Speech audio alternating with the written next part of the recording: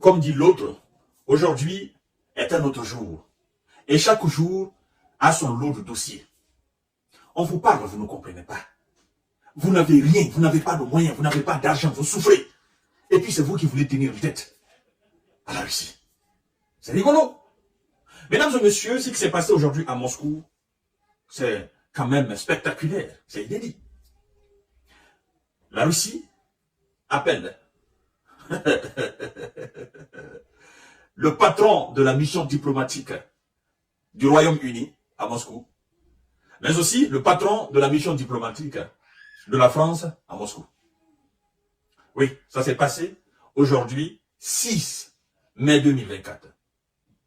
Parce que ce sont les deux les plus excités, les deux qui font des déclarations qui vont dans tous les sens.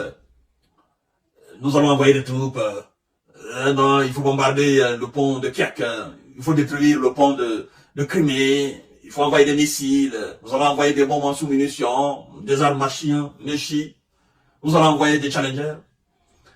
La Russie dit, ok, vous voulez la guerre, vous voulez réellement l'affrontement, d'accord.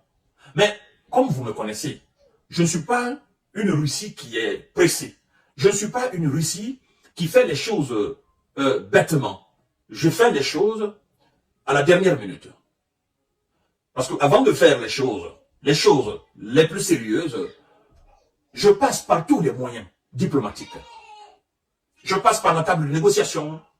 Je fais tout pour que c'est lui, mon interlocuteur, qui est en face de moi. C'est-à-dire qui se considère comme mon adversaire, comme je peux l'appeler comme ça.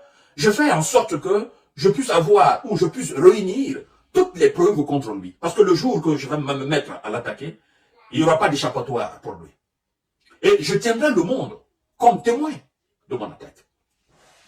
Alors, vous savez, les ambassadeurs, à cette période trouble de coups bas fiévreux, les ambassadeurs sont fatigués.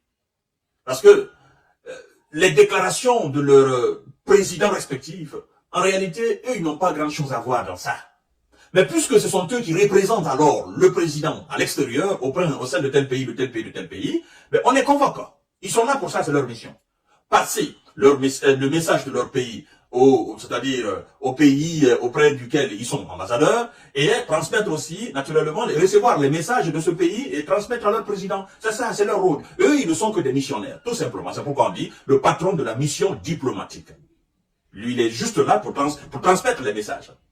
Il ne dit rien qui peut aller en contradiction avec ce que son président dit. Et il ne transforme pas aussi ce que l'autre chef d'État dit, c'est-à-dire l'autre pays dit pour transmettre à son pays. Lui, il transmet exactement les messages entre les deux pays. Donc, voilà, c'est comme si aujourd'hui, la Russie venait à convoquer Emmanuel Macron et Rishi Sunak, parce que vous savez, Rishi Sunak, c'est le premier ministre britannique. Mais ce qui s'est passé par l'après, c'est ce qui est rigolo. Vous vous souvenez de cette situation entre Nicolas Sarkozy et Vladimir Poutine? Vous vous souvenez de cela?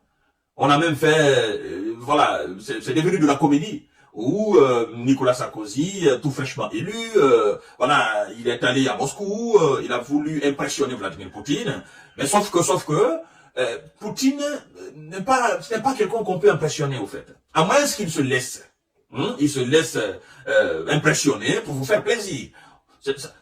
Poutine, c'est le type de gars qui fait semblant d'avoir peur pour ne pas avoir peur.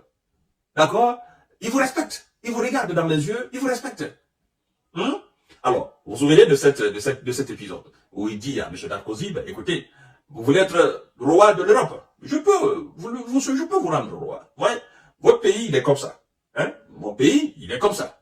Et donc, soit vous la fermez, je fais de vous le prince de l'Europe, d'accord? Ou vous continuez comme ça, ben, je vous neutralise de la façon la plus belle et la plus subtile. Et comme ça, on n'en parle plus.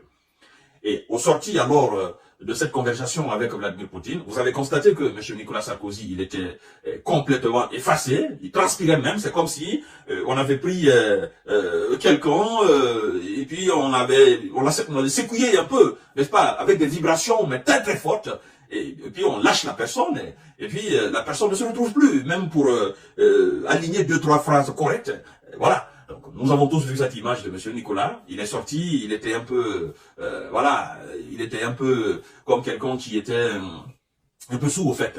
Vous comprenez? Alors, c'est la même chose qui s'est passée aujourd'hui avec ces ambassadeurs-là.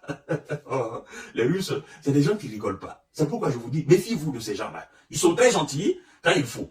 Mais une fois qu'ils entrent dans leur peau de Russes, hein, des gars qu'on ne peut pas impressionner, qu'on ne peut pas effrayer, ben, vous aurez tous les problèmes du monde entier.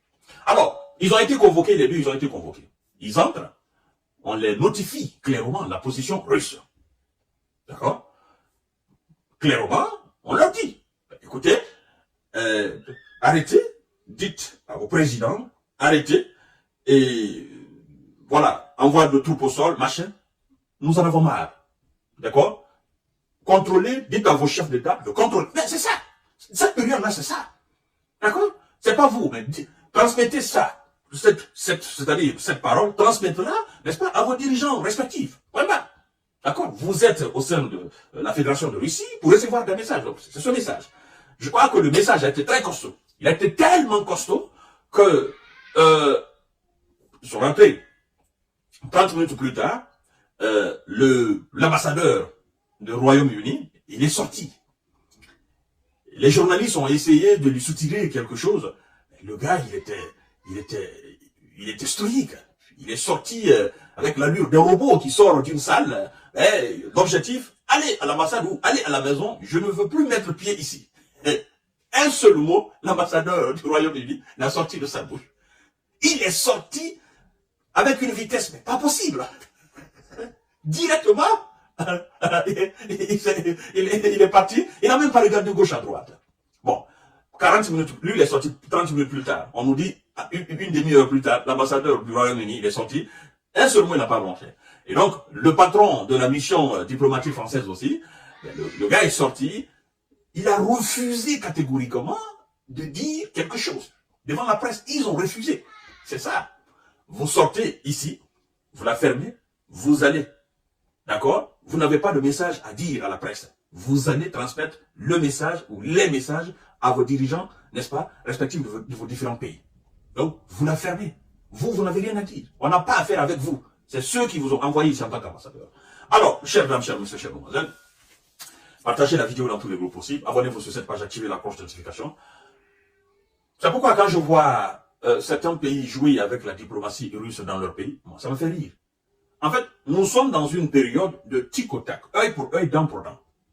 La Russie ne joue pas à cela. Ce que vous faites aux diplomates russes dans votre pays, c'est ce qu'ils vont faire, n'est-ce pas, de vos diplomates dans leur pays. C'est aussi ça. C'est ça la réciprocité, la mutualité. D'accord? Mais comme nous sommes dans un contexte de conflit en Ukraine, ben, les pays européens très très chauds, n'est-ce pas, engagés dans le conflit ukrainien, d'accord, face à la Russie tape sur la table pour dire, bah, écoutez, dorénavant, c'est ça. Et pendant ce même temps qu'on a convoqué les deux ambassadeurs, qu'est-ce que les Russes ont fait? Vous savez, il y a eu une déclaration où voilà, les pays de l'OTAN doivent engager une force d'intervention rapide. Alors, au vu de ces déclarations inquiétantes du côté européen, occidental, du côté otanien, la Russie a entamé des exercices militaires et incluant des armes nucléaires stratégiques. Mesdames et messieurs, nous allons aborder ça tout à l'heure. Mais avant tout, partagez cette vidéo dans tous les groupes possibles. Abonnez-vous sur cette page et activez la cloche de notification. Partagez la vidéo. Merci beaucoup et restez scotchés, restez connectés. Je serai devant vous tout à l'heure pour décortiquer l'autre sujet.